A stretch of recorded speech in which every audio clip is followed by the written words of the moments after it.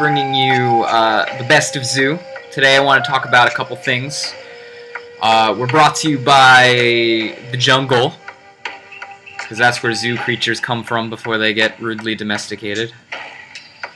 Yeah, we're turning this off now. Anyways, I want to talk about a couple things here. The biggest one being our impacts that we're going to see in the modern format from Kansas City. As you may or may not know, Kansas City was punted. It should be known as the Read the Effing Card GP, since he really could have won, since he had two Fairy Macabras in hand. However, we're not going to talk about how badly he punted that. Instead, we're going to talk about the effects of what is up with Melera Pod winning this tournament and the effects that we're going to see from it. To review, if you guys don't know, Melera Pod likes to use Birthing Pod to kick some ass. It's basically survival of the fittest, except it has a mana cost, it's got a activation cost, it's got a restriction, and it can only chain up. So it's not nearly as broken. I know people will make the survival of fittest reference, and while it feels like survival of fittest, it's basically the difference between, I don't know, trying to think of a good one here, like Heart of Flame or whatever, that miracle card that lets you draw 7 cards versus Wheel of Fortune. It's completely different. It just feels and has a similar effect. Anywho, the big thing to know, this is basically a junk deck. It is a junk deck in essence, but it's not balls to the walls combo like Kiki Pod more is. It's much more mid-rangey. It falls back on its mid-range plan a lot. Its primary idea is to use Birthing Pod, Melera Outcast, something to sacrifice things like Viscera Seer, and then make Kitchen Finks go infinite, or Murderous Redcap go infinite. Now, that's its primary plan. Its secondary plan is to put out cards that have value and could beat the crap out of you, especially relying on that Galvany Township, or Voice of Resurgence. Now, Voice of Resurgence has put this deck strongly in position to being good, because Voice of Resurgence can be used as a combo piece and a mid-range piece. The fact that its mid-range abilities will attack after it dies, but after it dies, it's sacrificed to Birthing Pod, so it's going to go ahead and net you a Kitchen Fix anyways, and it's really gonna be nice.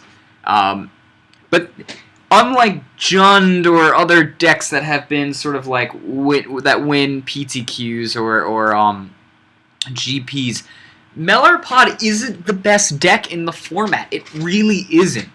I don't think right now there is a best deck in the format. However, I will say it's a very, very good deck. Is it better than Zoo? No. Does it beat Zoo a lot? Yes. But that's just the nature of the beast, because Zoo is historically, again, by the way we build these Zoo decks, weak against combo and weak against mid-range, and this happens to have both.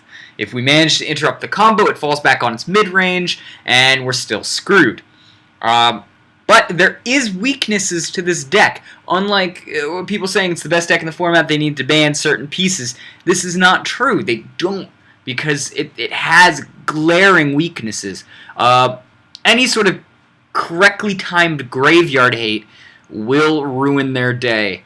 If you destroy their Birthing Pods or ways of being able to search their libraries, they just turn into a pretty good mana curve. But a lot of the times they'll draw the wrong piece of the chain instead of being able to beat you down.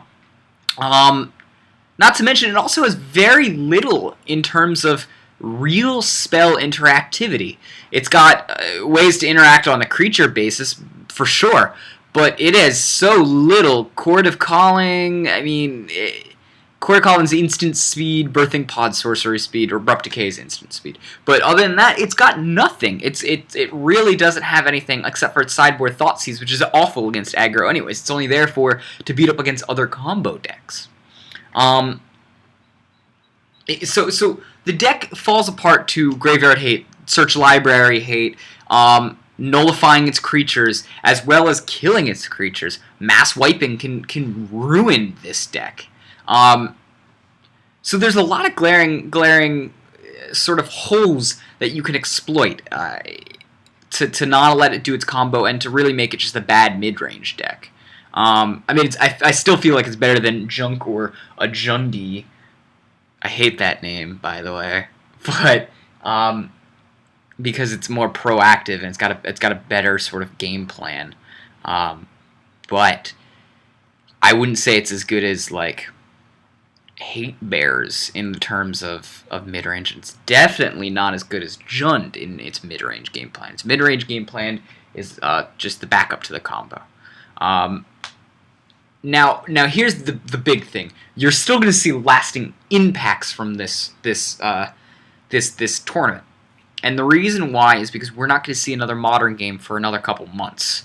So Modern season is, as far as you can say, over.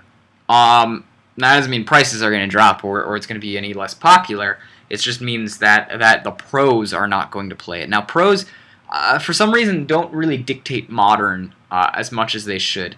I guess they prefer Legacy, and there's this Modern stigma. But the truth of the matter is, when this comes down the way it does, really, the deck that wins is what's going to be on net deckers' hearts for the next till the next tournament. It should be noted again that this is not that huge. It's pretty good. It's a really good deck. The best deck, no. But sadly, because it's won 2 tournaments in a row, even though the second one it shouldn't have, just people will blindly think it's the best deck. Most people who don't look at the Modern format. Something interesting to note is that on GPs, PTQs, whatever, your best pros aren't winning it because they're not paying enough attention to Modern. People who know Modern and are able to play the meta, which, yes, there is a shifting meta in Modern that you need to pay attention to. As one deck becomes more powerful and rises, the next rock paper scissors takes over. This one is very good against it, and the reason why it's very good is because it's able to play its mid-range plan and beat up aggro. It's able to use its combo plan and beat up other combo decks or other like aggro decks or tempo decks that aren't able to interact with it. And then it's got its fallback mid-range plan, but it's also got sort of a control-esque feel if it needs to with a Thoughtseize against other combo decks. So it's covering a lot of its bases. Still, there's glaring weaknesses that every deck could do. And I should note one of the weaknesses was used for a Zoo player to get into the top 16. You should always look at top 16s of these events because the top 16 of these giant events usually are just are as good, but they don't have the same tiebreakers. And it should be noted that this guy's got 4 Pillar of Flames in his sideboard. He's got 2 Seals and 2 Tar Fires. I'm sure if I asked this guy today and he played enough, Pod, he'd say that you'd want to switch the Pillar of Flames main board and maybe these guys' sideboard or something. I think you should be running the Pillar of Flames main board. Again, there will be so much Pod just lying around. You should be having Pillar of Flame main board. I don't like Dismember. I've always been the advocate or whatever you call it against Dismember. And the reason why is because it's 1 mana equivalent, which forces you to splash another color, is Path to Exile. And Path to Exile is good here as well because not only does it stop Think's shenanigans, it stops Voice of Resurgence shenanigans. Pillar of Flame does the same thing. By exiling Voice of Resurgence, and we'll just show this real quick. By exiling Voice of Resurgence, it does not die. Remember, die is that new M14 keyword that came out that says when it goes to the graveyard. Pillar Flame does not let it go to the graveyard. It's a replacement effect. If this would die this turn, exile it instead. That's one of those things that you can exploit. That's one of my reasons that I like running white. I've got 6 main board ways to deal with Pod right now. Let's look at the side. I've changed the side up a little bit since the last time we've done it. None of the main boards really changed, except there's now Path to Exile. I took out the Gore Clan Rampager, because although Gore Clan Rampager was nice and it really helped against the mid-range matchups, mid-range is not as relevant now. It's mostly in the meta currently.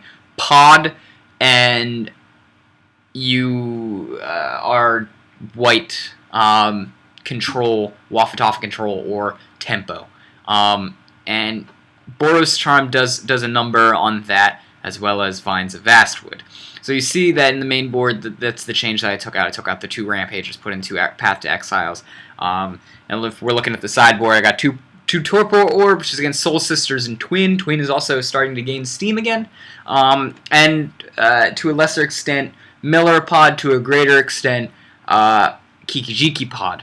Up to 3 Fairy Mactabra. Now remember, anyone who knows the Modern format knows that the Living End deck could have actually beat the Melera Pod deck at the finals.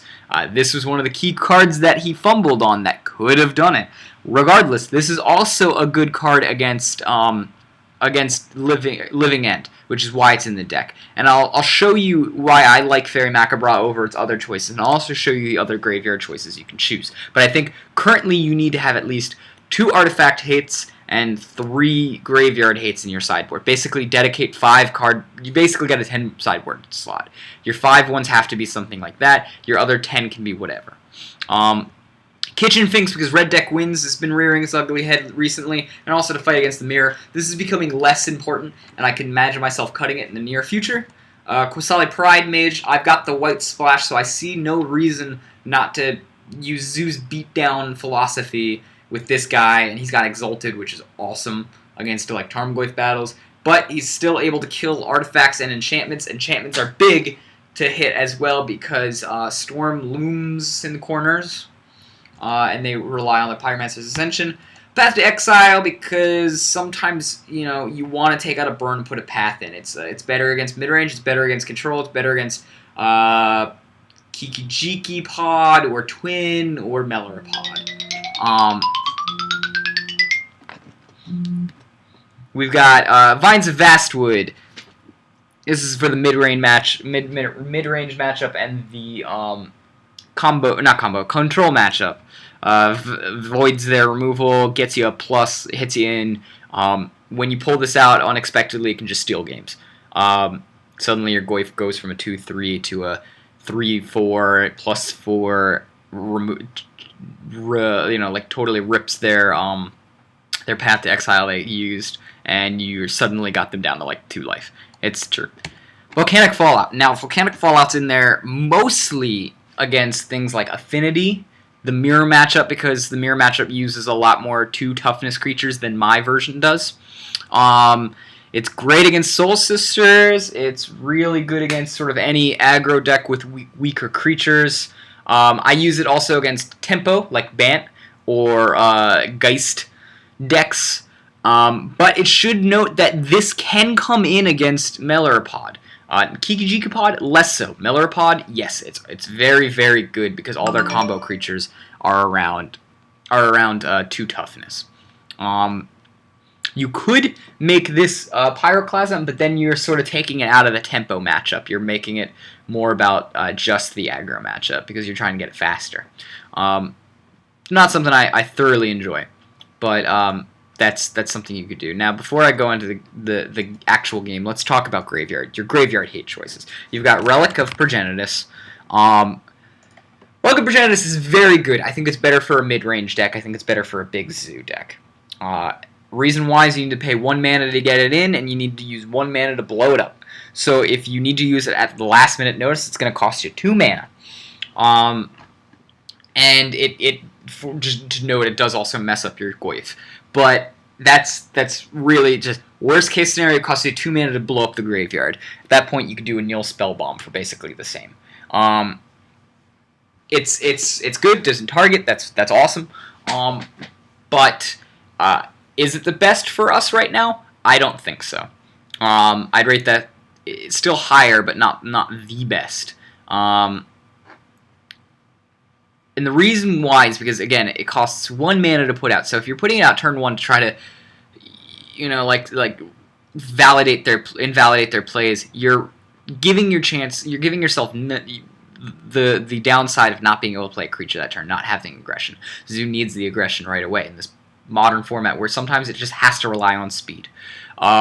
Doing it on turn 2, you still can put down like another Curd Ape or a Loom Lion or something, but you got to realize that your turn 2 is probably the most important turn in your deck. While your 1 mana drop dudes are very good, your 2 mana drop dudes are amazing. Your 2 mana drops are Burn, Lightning Helix, Tarmogoyf, Flint Hoofboar, Burning Tree, Emissary. Turn 2 is critical in this deck. Turn 3 onwards becomes less critical, and that's when you can drop it, but it might be too late by then. That's one of the reasons why I don't like it. Let's see, we got Tormod's Crypt. Tormod's Crypt costs 0, so it solves the problem of you not being able to drop it like right away. You could drop it right away and it's fine and it stays there and you can remove everything from a graveyard. Now that's also very good against Living End, that you're able to remove everything from a graveyard. They can still play around it though if they see it, and so you might be holding it anyways to turn 2, usually against them. But so when you drop, it's up to you. It's just important to know that it's sort of like it's a grave marker. Really, is what it is. It's a I put this down ahead of time. I'm letting you know I plan to nuke your graveyard, so play around this. Now, sometimes physically showing them that is good. Sometimes it's not, where they can play around it and then kill you. Other times they have to play around it and it slows them down, and you're able to use that to your advantage and speed up and kill the crap out of them. Grafdiggers is something that you guys might be saying. Grafdigger's Cage. Your pod is so huge right now, why aren't you using Grafdigger's Cage? I don't like Grafdigger's Cage because, again, it suffers that 1 mana cost that you have to put in there, but it does nullify pod. It does 2 parts of the deck. It invalidates 2 ways of their combo. Takes it out. They can't come back from the graveyard. Also, they can't search their libraries. That is a double, and it's definitely something you want to consider. For example, if I was going to cut a Kitchen Finks, which I still may or may not do sometime soon, in fact, I probably will, I would put in a Grafdigger's Cage because there's so much pod flying around right now. However, it's not going to be my primary asset that I want to use. There is also an idea that you can side in too much hate and then lose the core of your deck, and suddenly you're not playing the best you can be playing. That's my reasoning. It's Grafdigger's Cage. It costs 1 mana, and it also shows pod what they have to play against, and they can play against it. Still, it's a giant, wrench in their grinders, especially if you can time it right. But I prefer Fairy Macrobra. The reason why I prefer Fairy Macrobra is it's instant speed, and it's uncounterable. That's something that's worth noting against Reanimator decks or whatever. It only removes 2 cards out of graveyard, but to stop pod, that's generally all you need to do. To stop like a Living End deck, it takes a lot more. Also worth noting, Grafdigger's Cage does not stop Living End. Living End exiles before it comes into the play, so it's not going to stop them. So Fairy Macrobra is good because even though it doesn't nuke the entire graveyard, which is bad, it does work at an instant speed, and you get the chance of really, really just sucker punching them with it. It's like when they open up their guard, and you're just suddenly got a big right going in. That's what Fairy Macrobra feels. It's got that trick feeling up its sleeve. And I'll show you that how that works in the next match that I'm going to show you. Again, it's very powerful, especially because it's a trap card, to use a Yu-Gi-Oh term. It's a trap card. It really can just pull the rug from under people's feet. Now let's watch these these couple games just to get the feel. And they're very well played. That's one of the reasons why I wanted to show this one specifically and highlight it. It's a very, very well played game. The games are long, so grab popcorn if you want or something, because they're very back and forth. To anyone who says that Zoo is an aggro deck without any interaction, you are an idiot. Aggro decks do have interaction, just most of the time, and they've got a lot of choices. Just most of the time, the choices are to turn things sideways. So here I'm looking at a very cool hand, in my opinion. I've got a basically 3 different removals and a way to super out my Flint Hoofbore. So I've got a way to interact here, but I don't have a turn 1 play, and that's something to note. I choose to keep it because I like the idea that I've got 3 burn spells, and if this is a creature-based deck, I can ruin it. So I'm seeing the Birds of Paradise now, and I'm seeing the Temple Gardens, and I'm not thinking Melera. I'm actually thinking Hate Bears. And Hate Bears really needs to get to 3 mana. Hate Bears or Death and Taxes really need to get 3 mana. That's where their sweet spot is. So I don't got a turn 1 play anyways. I've got a Pillar of Flame. I'm going to go ahead and Pillar of Flame the Birds of Paradise. Now, if I figured out, and I was having a wild thought here that I was going to choose to either Pillar of Flame here or Bolt here. And I think I end up going for the Pillar of Flame, and the reason why I go for the Pillar of Flame is I figure he might, I'm pretty sure he's a Hate Bear deck. Like, I'm about 75% sure that he's a Hate Bear deck, and as such, I might need this Bolt for bigger things. Again, that was giving him too much credit. I should have assumed he was Melera or something, and I would need the Voice of Resurgence, especially since Hate Bear is now using Voice of Resurgence too. So I should have held on to that Pillar of Flame. It actually would have made this match a lot easier to me if I held on to the Pillar of Flame. Something funny is I drew an extra Burning Tree Emissaries. It's very hard to lose with this deck if you've got more than 1 Burning Tree Emissary. So I don't know if this guy's a Bant deck. He skips his turn, so I'm still thinking he's a Hate Bear deck because he missed that turn, that 3 mana that he would have got with the Birds of Paradise. So I think I've got him,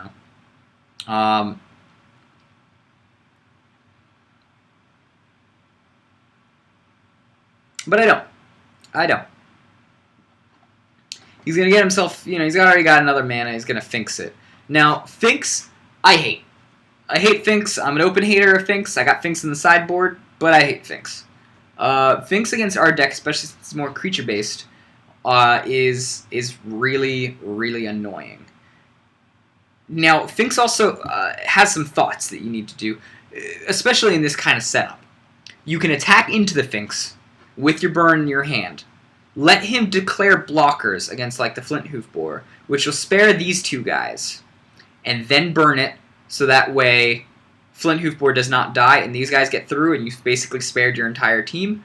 Or you main phase kill the Kitchen Finks, so that way most of these guys won't block this, and if they do, you're still going to end up with your entire team just like less Kitchen Finks in the end. But a smart player will block the Burning Tree Emissary. Now, I figure the Burning Tree Emissary is just going to be another 1-for-1 removal. So that's fine. I've got 2 of them, so it doesn't really matter too much to me. So I end up doing the main phase here. And usually the main phase burn is the correct choice. And I end up using the Lightning Helix here because I could have bolted it and then put out the Flint Hoofbore, but I can also put out the Flint Hoofbore as a surprise attack next turn with a Bolt anyways, so I don't think it's necessarily as important, but it also did allow me to Bolt during his main phase, use my mana more correctly, and get in smack in there for a bunch. So I'm already facing 2 Kitchen Finks, which usually means the death of Zoo, but I had enough burn to back it up and then to back up my creatures just killing the Kitchen Finks that it was okay. He's gained what 8 life this game, and I've managed to bring him down to 12 still on turn 3. I think that's very impressive. Again, it was that Burning Tree Emissary start that really got me there. But suddenly he's now in a quagmire. I've got him against the ropes. Really, he can put out another Kitchen Finks, which would suck. And I would be like, really? 3 Kitchen Finks? Jesus. But yeah, I could also, like, not put out Kitchen Finks either. He can't do any of his creatures. The only thing he can do is Abrupt Decay or Court of Calling for 0. So he's going to Abrupt Decay, and that's fine. I got no interaction with it. It's like, that's probably the 2 of in his deck, so it doesn't really matter. I still got another Bolt for removal should he get something that I need to kill. Probably going to Ranger Views, but he's down to 9 with the fetch land, and these guys take a good amount of mana-based damage, as well as their pod damage. That's something to keep in mind. They usually hurt themselves 5 to 8 damage a game. And they rely on that Kitchen Finks a lot. That if you get around the Kitchen Finks, you're looking at a pretty good game. I'm almost out of gas here. I still got the Bolt that I can do main phase, which is what I'm going to do. I'm going to do during his main phase. And really apply the pressure. I see he's getting the Deathrite Shamans. And I know the reason why he's getting the Deathrite Shamans is because so that he can turn his Kitchen Finks into more life, turn my creatures into more life, stall the game out until he can really get his combo off. And I'm not going to let him do it. I'm basically going to Bolt this and say, your Deathrite Shamans are blockers. They are not life gainers. They are blockers. They can fog, but they will not gain you continuous lives. I get the Path to Exile here. Interesting to note, I could have killed him this turn. If I didn't Bolt him and I had the Path to Exile drawn, then I would have been able to Path to Exile that, Bolt him for the last 3 damage, and kill him with the cards. That being said, it's really doesn't matter. It's just I'm gonna slow roll him now. Is really what it is. I'm just gonna slow roll him. He can't even use his creatures as combo pieces now because he's at Bolt range. He has to use his creatures in order to block and keep himself alive. He's basically saying, I need to, like, my mid-range game is gone because you've put too much pressure on me. I now have to rely on getting a combo put out. But I'm not even giving him that chance because his combo pieces have to be blockers. They're good because they keep him alive for an extra turn, but they're not going to save his ass by comboing out. And he's considering what to do right here. I'm sure he was considering maybe Deathrite Shamaning 3 times to kill that, or triple blocking and let the 2 go through. Since I obviously haven't bolted him yet, I don't have the bolt. He's searching for like what, a Kitchen Finks or something to really keep him in the game. I got the Tarmogoyf though. That's what I drawn, which is great. It's a 4/5 right now because I've got my sorcery in the graveyard, a Pillar of Flame, and he's got a chance here. His choices here are to Court of Calling, to Revel Arc and get back blockers, or to Deathrite Shaman away my Pillar of Flame, shrink my Tarmogoyf, or to copy the Tarmogoyf himself and have sort of a semi-permanent blocker. It's something he's trying to do. He's grasping at straws to more or less figure out a way to stay in the game and stall it out long enough for him to get bigger creatures to kill my smaller creatures. Smaller in terms of converted mana cost, not necessarily bigger than Tarmogoyf. And again, I'm almost out of gas, so it's a valid strategy. I can't remember exactly what it does. I think he Phyrexian Metamorphs for a semi-permanent blocker. And then Deathrite Shamans up some life gain instead of shrinking my Tarmogoyf, which would, in essence, shrink his Phyrexian Metamorph as well. Yeah, and he's realizing he can't really cast it for 3. That's not something he can do. What he can do, however, is Court of Calling. I think he can Court of Call a Finks in. Yeah, he can Court of Call a Finks in. Either by doing mana or blocking, whatever. So I'm just going to keep applying pressure. I'm not even going to cast the Loom Lion because I want to have mana open for my Path to Exile. Again, Path to Exile will do some work against this deck. Not letting it go to the graveyard, they can't reuse it, and they can't persist it. It's also worth noting that the Birthing Pod says you can only do it at sorcery speed. So if they drop a Birthing Pod,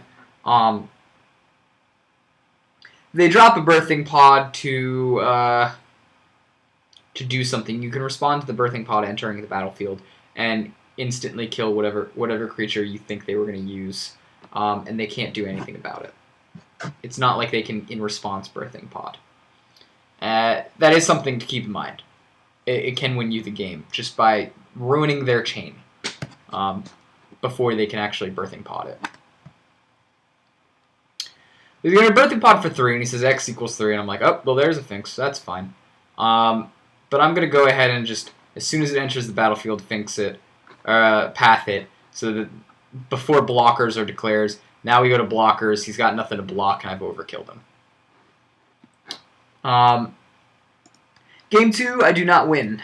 I don't win this next game. I could have won, but there was still a chance for me to have won, but I don't know. I've played Zoo long enough that a lot of the time I get a sinking feeling, and I know there's no way I could win.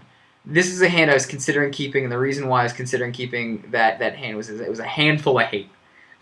But it had no action. And as much as I hate to say that there's a handful of hate and no action that might win me the game,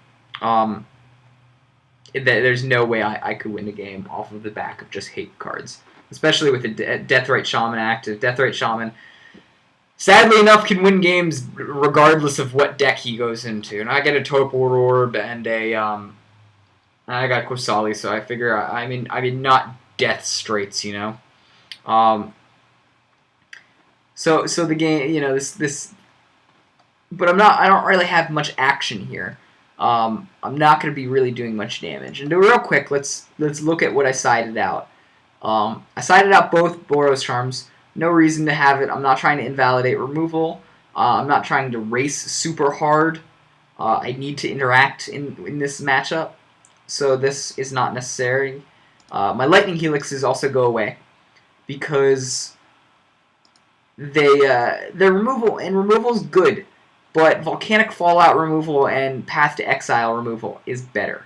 So I take out the I think 3 of the Helixes for Fallout and Path to Exile. Take out the 2 Boros Charms for the 2 Topo Orbs, leaving me like still at full up. But I also take out Burning Tree Emissaries because Burning Tree Emissaries plus Topo Orb is a no-go. And I take that out to fit in the Fairy Macabre and the Qasali Pied Mage. So I do take out all 4 Lightning Helixes and Boros Charms and Burning Tree Emissaries to put in Qasali Pride Mage, Fairy Macabre, and the Topo Orb, as well as the Path to Exile and the Volcanic Fallout. So I still have my aggressive creature core, but I now can interact. I guess he put this in because he assumed I have more red creatures like Vexing Devil or something. That's something great about the White Splash is I really don't. Curdape is, I think, my only red creature other than Burning Tree Emissary.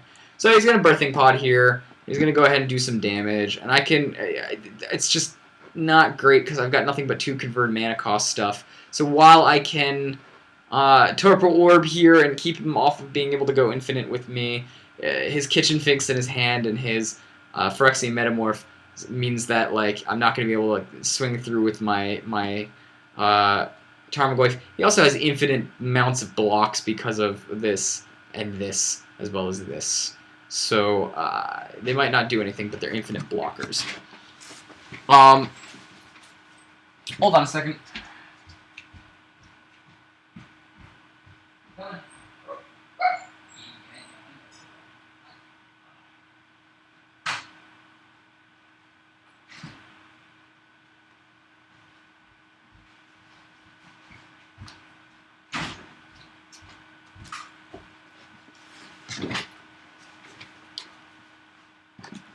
So, that was game 2, and it was just not going to happen. Game 3, much more interactive, much longer, manages to be a very, very good game. I keep this hand because I've got Erase ability. I've also got the Qasali Pride Mage to threaten the Birthing Pod, and I've got a good amount of removal. Oh, no, I don't keep this hand because I've only got 1 mana. I need at least 2 mana to really make this hand worth it, and I don't want to risk it. So I pass it. Oh, no, I keep it. Okay, cool, I do keep it. And the reason why I keep it is because I feel that even though I only have 1 mana, I've still got the removal that I can use. And I'm going first, so I feel like I can bolt whatever he puts out. That's the main reason I kept it. And I figured all I need is another land to really make this worth my while. So it's not a bad idea. I end up do keeping it because I don't want him to really have a chance.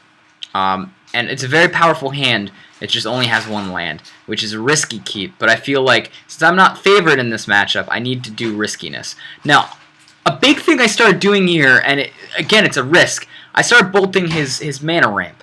Why am I bolting his mana ramp? I feel like it doesn't stop him from being able to pod. It doesn't. He's not able to pod with it. But also, there's a fair chance I might mana screw him. This deck is very mana greedy if it doesn't have pod out.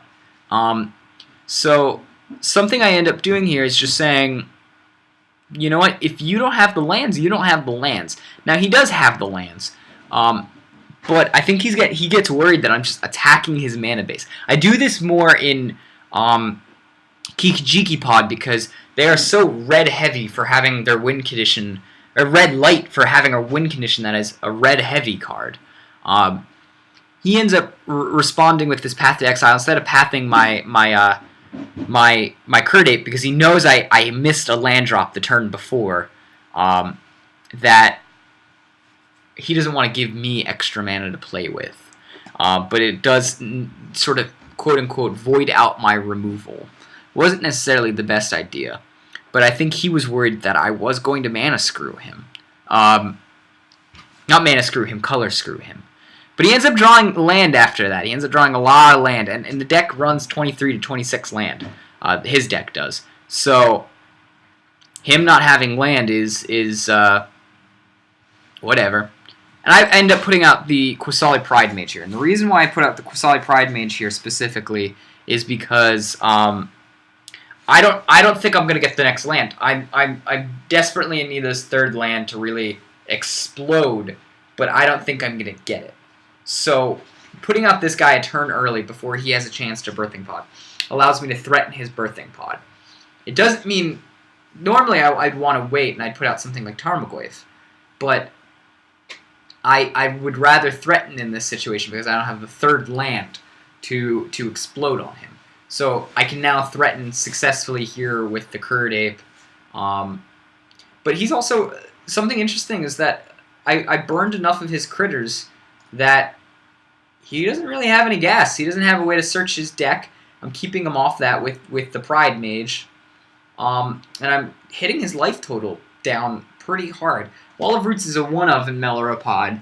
And it's a good one-of because it blocks creatures. Voice of Resurgence really took its main board spot.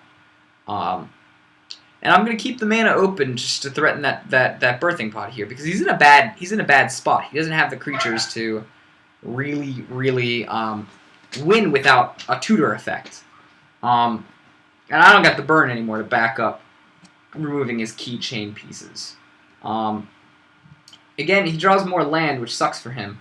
Gets a Paladin Vec, which is actually alright in this situation since I've got 2 Curd Apes. But I've got enough Tarmogoyfs. Now, I do something here that could be a good play, could be a bad play.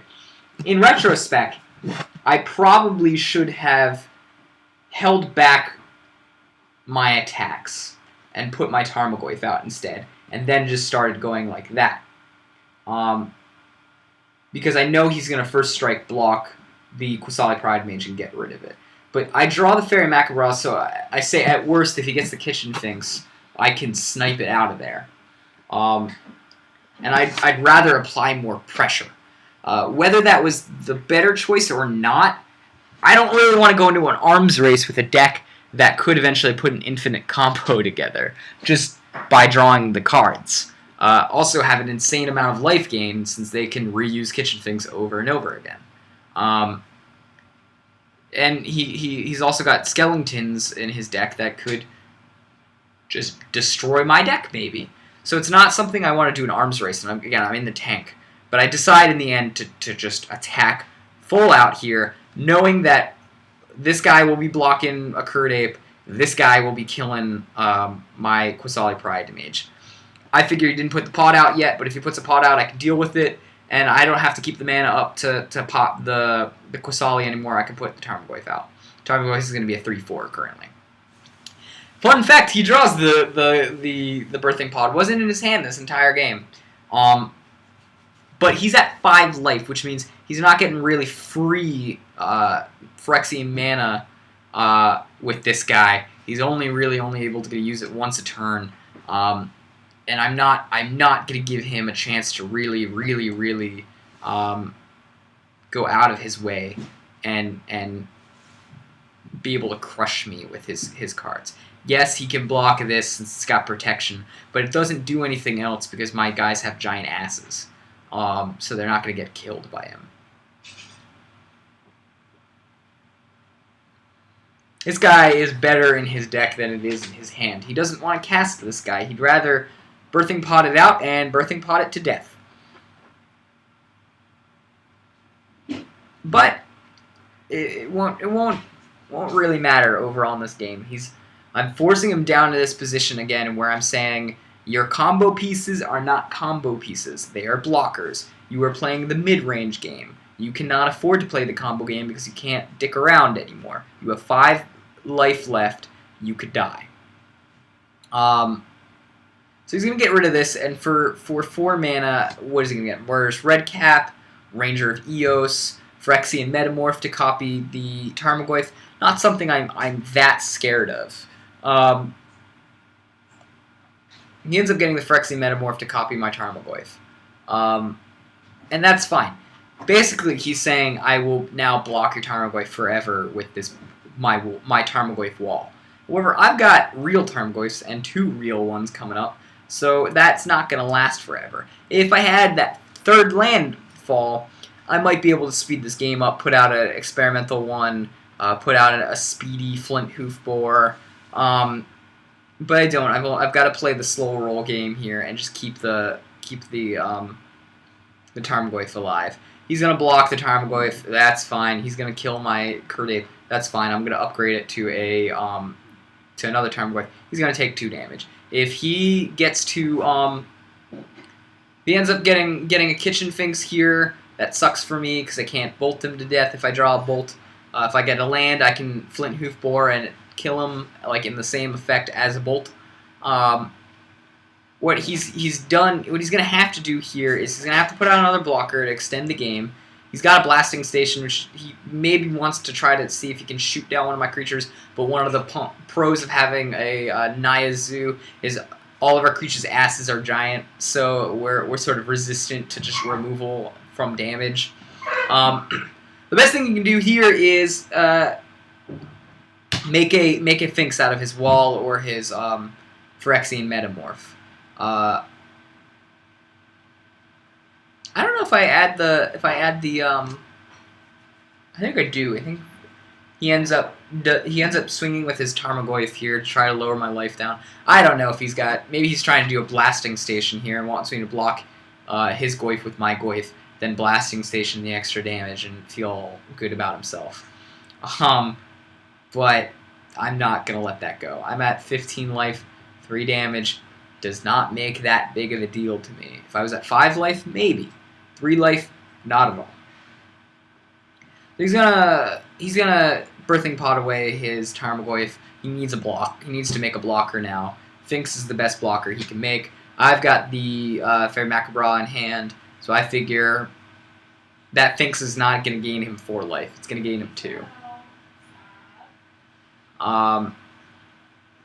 Tarmogoyf goes up to a 4/5. I don't know if I actually put it up that. I don't know. I don't think I noticed, but that's what happened. I'm going to note that Phyrexian Metamorph or anything else, when they sacrifice Phantasmal Image, whatever, it has a converted mana cost of the card it copied, not its actual converted mana cost. So this does not have a converted mana cost of 5 or 4. So he can't Birthing Pod it to a 5.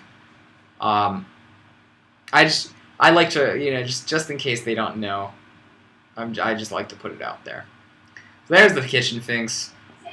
And he ends up putting out a blasting station, and I'm okay with it because I figure if he tries to blasting station a combo here with his kitchen finks on his main phase, that's fine. I'll go ahead and just, in response to the persist trigger, get rid of it and then swing for the win.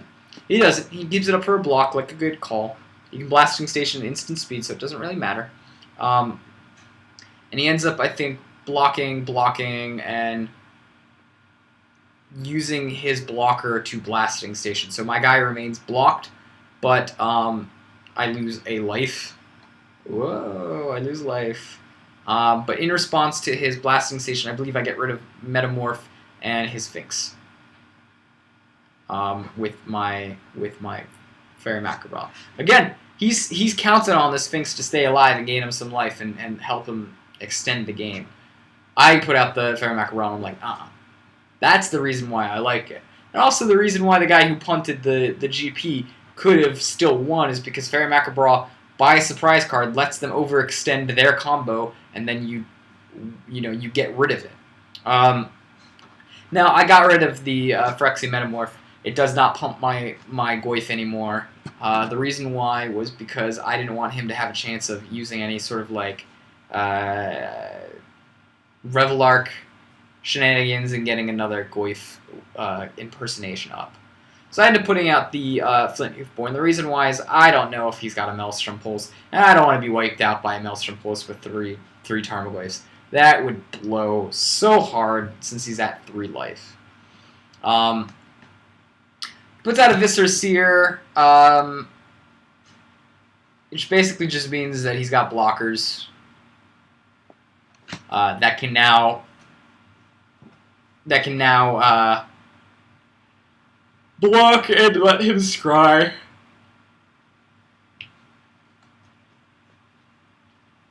And so -1's my creatures. It doesn't really matter. Again, my guys have such big butts. This isn't like an aggro deck that, like Affinity or with like tokens, where like -1's mass removal will do it, or even Pyroclasm will do it. Again, I use a Pyroclasm-esque effect in my sideboard.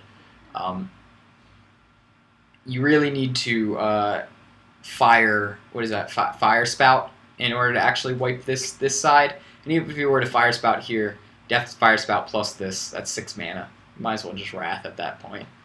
So I'm gonna speed up the game. He's thinking about what to do. What is he thinking about? Probably whether he wants to Birthing Pod this and get himself a Finks, whether he wants to Birthing Pod this and maybe find some combo piece, whether he wants to Birthing Pod this and get a Melera, or not get a Murderous Redcap, try to go on removal, which might be what he was trying to do. I think that would probably be the better play, but he ends up not doing that. I think it would have been better for him to grab Redcap here, shoot the Redcap's 2 damage over to this Flint Hoofbore, Blasting Station, the Pontiff in response to the sacrifice, in response to the trigger, so it untaps it again. Make this haunt the kitchen thing, or sorry, the what do you call it? The Murderous Redcap. Have the extra 1 damage go over to here. Then go ahead and sacrifice the Murderous Redcap. Let this guy's haunt go trigger, and suddenly he's killed this guy too, and he's only facing down a certain amount of damage, and he's still able to block. But he ends up going with the Kitchen Finks. I draw another Fairy Macabra. I'm feeling great now.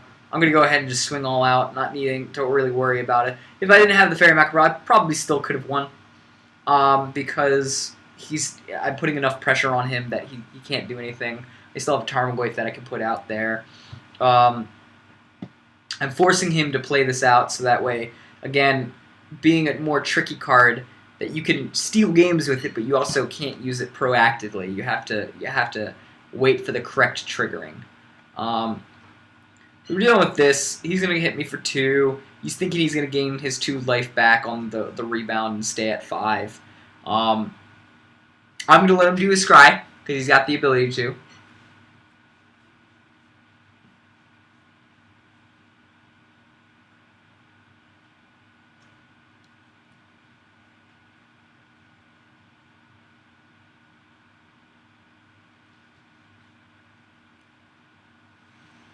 Something he should have done, in retrospect, was haunt was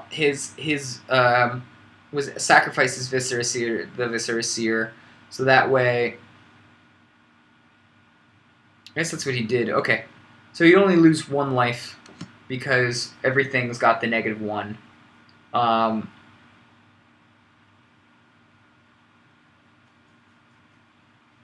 he's gonna trade with me, which is fine. He can do the trade, get himself back his kitchen finks, but it's not gonna happen because of the Fairy Macabra. Now I believe I take in his Fairy Macabra I take out Wall of Roots because that's the higher up, and also I feel like he can do more combo-esque things. Probably should have took out the Viscera Seer with the Fairy Macabra instead, but I was just thinking there's no way he can win this game.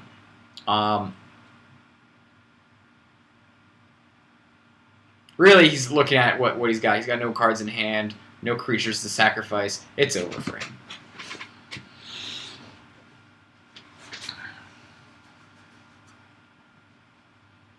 Draws his card. It's a land. This guy's gracious, says good game, said they were well played, which is good. I mean, it was a good game. So, like, that was good. This is how you beat Melera Pod. You apply pressure, you not let them play their combo game, force them on their worser mid-range, and speed out their mid-range if you can possibly help it.